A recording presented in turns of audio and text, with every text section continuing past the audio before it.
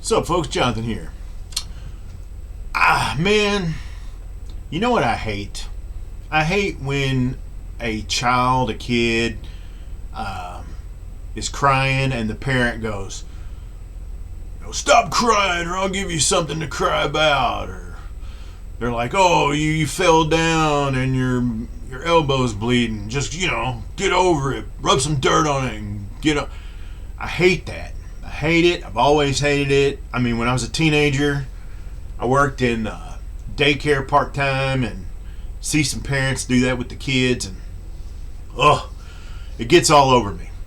And I have a theory, and this is something I put together in my weird head over the years, and I'm going to try to explain my little theory to you right here, and then maybe you can tell me if I'm on to something or not. But I think that a human's extremes of happiness and sadness, the distance between the two is dictated by not just necessarily the amount of time you lived.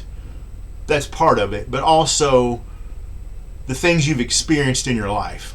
All right, so here's what I'm trying to say.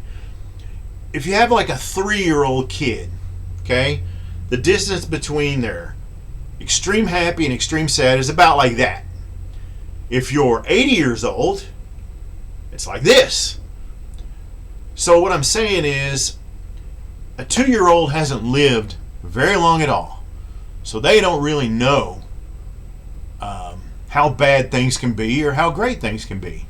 They'll get just totally excited over an ice cream cone. I mean, I get that. And then if they, don't get to see a show they wanted to see, they'll just freak out and cry and scream and stuff. I think that's because their window of experience is small, okay?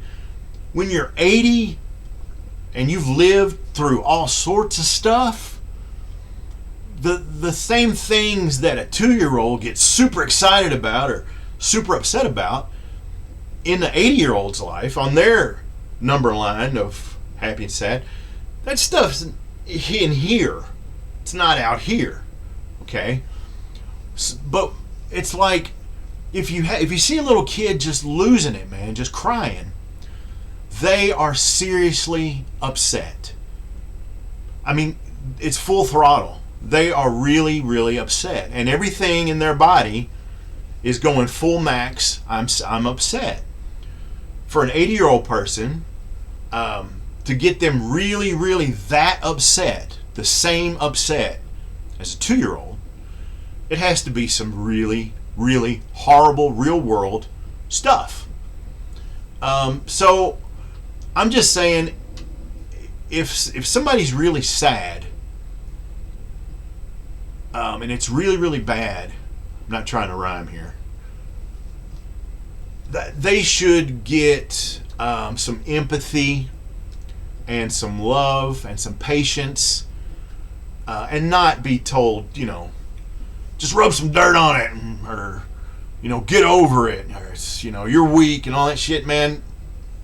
That is extremely insensitive, and I believe a seriously incorrect perception of what the intensity of what that person's going through. I don't know if any of this made any sense, but that's the way I've organized it in my head through the years. If a 20-year-old is bawling their eyes out for something, maybe they crashed their car, or maybe their girlfriend broke up with them, they're really, really sad, like full on. And their feelings shouldn't be marginalized or disregarded.